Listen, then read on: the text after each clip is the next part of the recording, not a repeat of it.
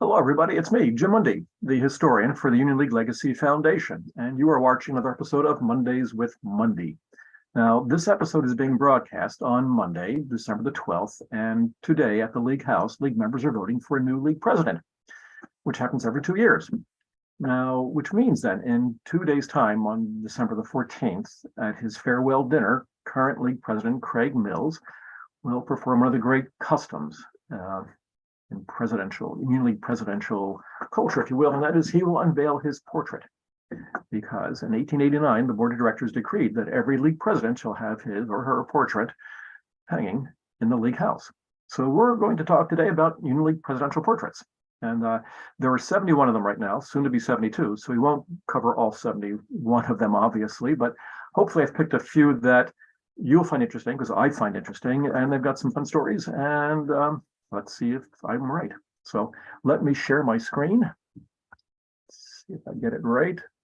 And there's that. And it says share. And from there, I go all the way up here and I do that. And then I go over there to that. And we took me 5 minutes to do it, but that's okay. So here we go. The portraits of Union League presidents. Now, in 1889, the League House wasn't very big. It was basically the Broad Street building and an annex built in 1881. But at least they had room on the walls to hang portraits. But what really made it possible was the addition in 1911 of the middle section of the clubhouse, Club building, with a central ballroom called the Lincoln Hall that has tons of room space. And so that has allowed the League to portray the majority of its League presidential portraits. So let's see what we see around the League House. So here is an image, as you can see, from April the 4th of 1982. That is Lincoln Hall.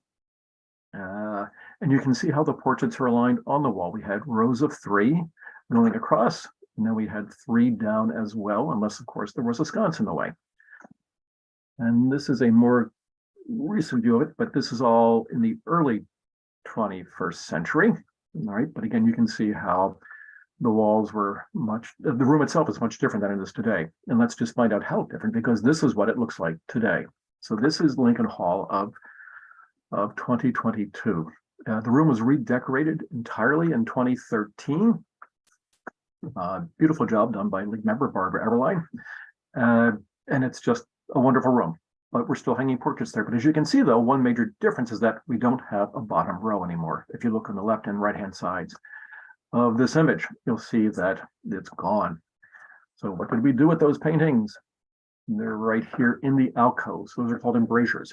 So we found more space to put those portraits as well. So Lincoln Hall is still the largest space in which we hang League presidential portraits. The oldest one being from 1933, and the newest one, of course, being Charlie Davidson's portrait when he retired 2 years ago, and soon to be Craig Mills.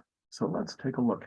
Now, we also have other portraits around the house. This is the founder's room in the middle, on the first floor of the middle section beneath Lincoln Hall.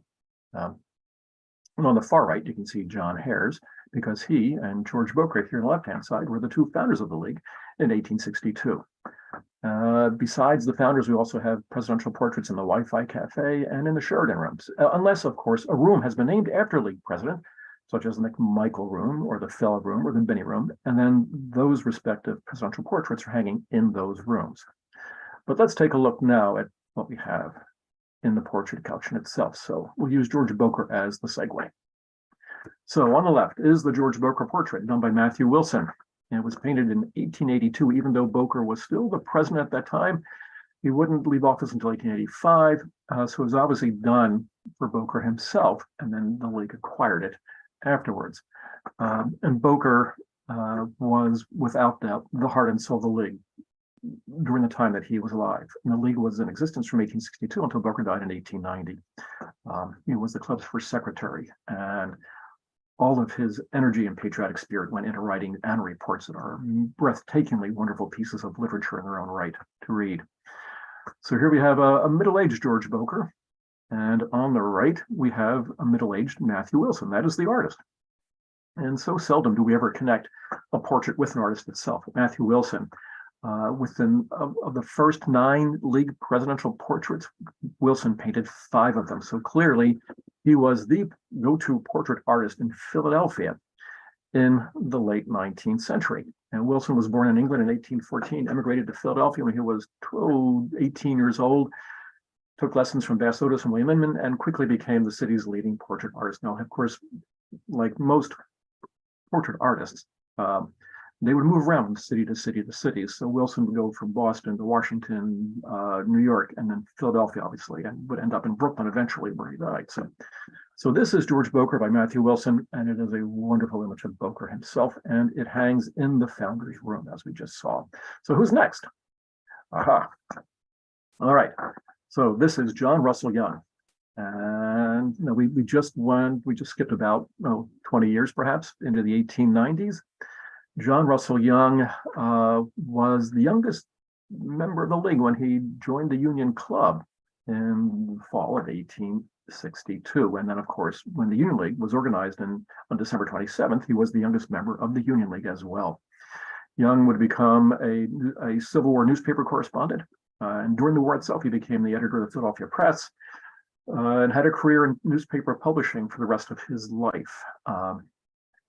And he got to know U.S. Grant, and very well, as a matter of fact, to the point where after Grant left office in 1876, Grant specifically asked John Russell Young to accompany Mr. and Mrs. Grant on their 2-year trip around the world, which produced a book called Around the World with U.S. Grant, written by John Russell Young.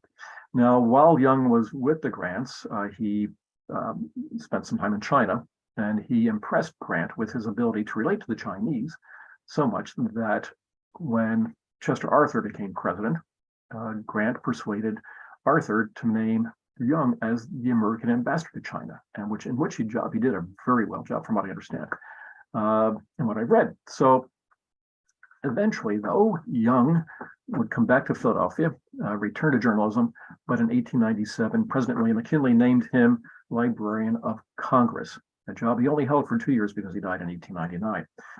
But Young's portrait on the right-hand side, so that's Young on the left-hand side, photographically, and on the portrait on the right-hand side was done by Robert Vonnoh, V-O-N-N-O-H. And Vonnoh was one of the more prolific late 19th and early 20th century portrait artists working in the country, and we have 4 of his portraits in the collection. And he is, as you might have heard me talk about once before, when I did one of my programs on art, specifically on Vonnoh, and his portrait of C. Stuart Patterson. Vonnoh's portrait hangs on the Broad Street stairwell as you go up the grand staircase. It's on the left-hand side. And to me, Vonnoh is just my favorite artist in the entire collection. I just love the way he makes the wonderful, obviously impressionistic style, but you get a feeling of depth of character behind it. And if you look at Young's photograph on the left-hand side, you can see there's a little bit of vitality in those eyes. And I think you kind of get it when you look at Vonnoh's portrait at the same time. I mean, Vonnoh's not just painting a figure, he's really painting a personality and a human being, and with me, and with that impressionistic style. So it really comes through the most. And so I love Vonnoh's portraits, to be honest. So I had to throw that in. So John Russell Young, and also, so Young became the 11th president of the Union League, 1892 and 1893. And that's why he's here. All right, next up, that is Robert Otto Heiligman on the left-hand side. He was the president of the Court of Common Pleas and the Orphans Court in Philadelphia, and probably the most prominent jurist in Philadelphia in the 1920s, 1930s.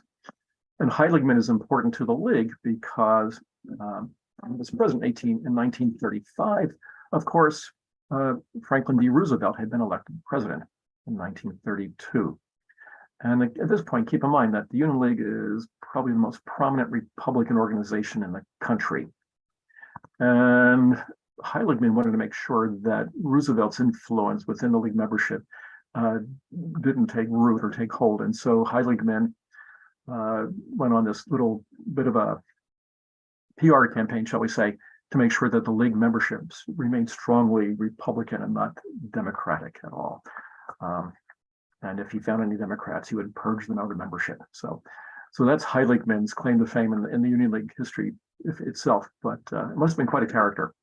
And you get, I think you get a sense of that strength of character by looking at this portrait of him. I mean, he's looking right at us. He's, he's going to, you're going to look at him as well. And I could also love the style as well. And so this portrait was done by Leopold Gould Seifert, whom you see on the right-hand side. And Seifert, in his career, painted over 500 portraits. And I think it's fair to say that in the early 20th century, he was one of the most dominant portrait artists in this country. He was from Missouri originally, but his family settled in Pittsburgh. He got his training here in Philadelphia, as so many artists did, what is now the Fleischer Art Museum on Catherine Street, and then also the Pennsylvania Academy of the Fine Arts, as so many artists can come to Philadelphia, go through at some point in time. We have, we had 5 portraits by Matthew Wilson, 4 by Robert Bono. We have 3 by Leopold Gould Seifert. And I just like Seifert's style. I mean, you really, again, you get a feel for their personality. You get a sense that there's some a human being behind there. And so we have one here of General William Price, who was, as you can see, it's the only presidential portrait we have with our president in military uniform. That's because Price commanded the 53rd Artillery Brigade, which was part of the larger 28th Division, Pennsylvania 20th Division, which fought in World War I. And Price was instrumental in the success of the 28th in that conflict. And again, but I think you get a really good sense for the personality of William Price by looking at Seifert's portrait here. And there's animation in it, there's color in the face. It's not just flat and plain. And that's what makes it a good portrait, I think. So now moving on. All right. Of the 72 paintings, the 71 that we have, the 72nd we're about to acquire, only 3 were done by women artists. Laura K. Settled, Martha Erlbacher, and here we have Alice Kent Stoddard on the right-hand side. And that is a self-portrait that she did of herself. So she was originally from Watertown, Connecticut, but the family settled in the Philadelphia area. I know that specifically, I think Mount Holly, New Jersey, but settled again, came to Philadelphia to learn art. And she studied at what is now the Moore College of Art, the original school designed for women. And then she studied at the Pennsylvania Academy of Fine Arts as well. And on the left is the painting, is her portrait of Melville G. Baker, Jr. Baker was president for only 6 months before he died in office. But she still managed, I think, to make a rather good portrait of a young man who died tragically and well before he should have. He's only 55 when he died. But I love the fact that there's animation. Again, there's animation in the painting. I mean, he's got one glove on his right hand. He's got his other glove in his other hand. And again, his eyes are kind of, you can see right into those eyes and that face. And to me, that's what makes a really fun painting, when you can actually look at somebody and figure out that there's a personality in there. And obviously, Alice has a personality herself by looking at her portrait at the same time. So here we have Alice Kent Stoddard's portrait of Melville G. Baker.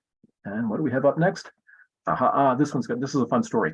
All right, now obviously this is not a Union League president. This is, if you recognize the gentleman, that is Henry Kissinger, American Secretary of State in the 1970s. And when he left his position, every secretary has their portrait painted, and he selected himself the portrait artist Gardner Cox, whom you see on the left-hand side of your screen. And that is Gardner Cox with his finished portrait of Henry Kissinger.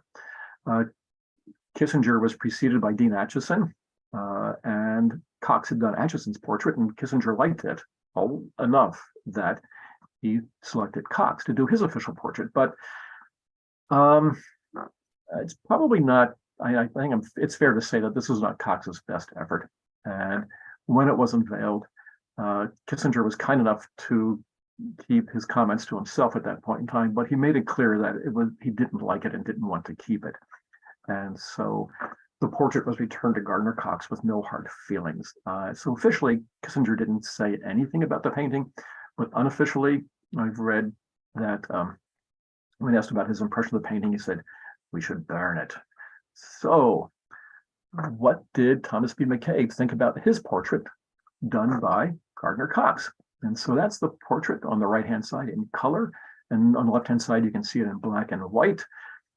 And Thomas B. McCabe was president for only 1 year in 1962 for the League's centennial celebration. And he was specifically chosen for it because at that point, he was one of the most, if not the most prominent industrialist manufacturer in Philadelphia. He was the president and CEO of the Scott Paper Company, and he's the one who turned it from a little small local regional company into a multi-billion, multinational and international corporation, pretty much by himself. Of course, he had help. But here you get, I mean, here I think Cox really painted a great painting because look at the pose itself. I mean, you know, McCabe has his arms confidently crossed across his chest, like, you know, I know who I am and I know what I'm doing and I know what I did. And just the expression on his face. And again, you're looking right, I mean, he's staring at us as we look at him saying like, yeah, this is me, isn't it? And I also love the colors. If you look on the right-hand side, I think the facial colors, you know, the flesh tones are just wonderful. I love the pose, and I really like it a lot. However, though, and obviously McCabe liked it enough because well, I'll never forget, Spike came to the League in May of 1978. And within a few years, I was helping with the art collection. And I was as an archivist, but I reported to the library committee, and there was a member of the library committee named Norman Joy Green. And Mr. Green hated this painting. He hated it with a passion. And every time I'd see him, he said, Jim, let's get rid of that painting. I don't like it. I'll have a new one made. I'll pick any artist, but let's get rid of that painting. So it just goes to show that not everybody likes everything, and what the heck. But nonetheless, this was Thomas B. McCabe's portrait. He picked the artist, and I think he did a pretty good job. So there you go. And there'll be more stories like that later on if I ever do a version 2 of this, I guarantee it. So here we have an example, a modern example. Normally I avoid bringing in living past presidents, but in this case, because we're talking about portraiture and art, I think it's good for you to see how some artists actually do their work. So the portrait on the right-hand side is the official portrait of Vice Admiral Thomas Lynch, and it was painted by a Philadelphia artist named Garth Herrick. And Garth really made I think he came to prominence when he did Mayor Ed Rendell's official portrait for City Hall. You can still see it in the mayor's reception room. Now, Herrick uses a style that's, I think, broadly classified as photorealism. And the reason it's called that is because if you look at the left-hand side, you'll see the photograph that Garth took of Admiral Lynch in preparation to painting his portrait. And after all, that's how some artists do it. And if you look at the collection lately, that's pretty much what happens, especially in the American Presidential Portrait Collection as well. So there's Admiral Lynch on the left-hand side, posing for the photograph that Garth Herrick took. Now, obviously, the flag is different because Herrick was looking for representation of the flag itself, or the space it occupied and the form and the shape and things like that. But on the right-hand side is the finished product, and you can see that what the flag on the photograph in the portrait turned into the Admiral's 2-star flag. And of course, we have his sleeve stripes that people know he was a vice admiral. And then on the right-hand side, a little bronze figure, which was an award that the Admiral won from the U.S. Navy. It was awarded from the U.S. Navy. So you can see how some portraits are done by sitting for them, as I'm sure the ones like, especially the Bono of John Russell Young. And I'm sure that Otto Heidegmann's was as well, and McCabe's. But here we have a portrait that was done from a photograph instead. So just wanted to see how that process changes over time, perhaps. All right. And now, one of the great traditions, and the most respectful and revered traditions in the League is when a president dies, we take the portrait down off the wall and we put it on display in the first floor of the Broad Street hallway, so that when people walking in that entrance, the official entrance to the house itself, they'll know that the president died. And so, very regretfully and sorrowfully, past League President James Straw died this past August. And so here is his portrait done by Martha Erlbacher on display on the first floor, as you can see, very appropriately draped in black. As is the custom. A sad custom, but one I think that is really worthy of the League and worthy of the president. in their remembrance of what they did. And Martha Erlbacher is the third of the women artists in the collection. That's because Jim Straw and his wife Keith have a magnificent art collection of women artists, going back into the Renaissance time up to contemporary 21st century artists as well. And so it seems also appropriate that we show Jim Straw's portrait from that respect as well. So, and again, a wonderful painting. And Jim, as most people know, was a very, very successful and prominent architect in Philadelphia. And he lived in Society Hill. And this portrait is painted from inside his house, which was looking north up the Delaware River, because he lived in Society Hill towards the river, I think right off of second in front. And of course, you can see the Ben Franklin Bridge in the background and the city landscape and things like that, all of which are things that might help one realize that Jim was an architect. So a wonderful painting, wonderful man, and wonderful tradition as well. So I'm going to use this to end our program today. I hope you learned a little something more about this wonderful collection. So if the league has approximately 300 paintings and sculptures, and we have 72 presidential portraits, that's almost 25% of the entire art collection is devoted to just this one collection itself. So I think there's plenty more to do when we come back in it sometime in the future. So we'll see what happens next. All right. Well, thank you as always for looking. We really appreciate your patronage and your support and your interest. I hope you keep watching our Mondays with Mundy episodes. And the holidays are coming, and I want to wish everybody a wonderful holiday season, whatever it may be. So thank you again, stay well, and we'll see you in 2 weeks. Goodbye now.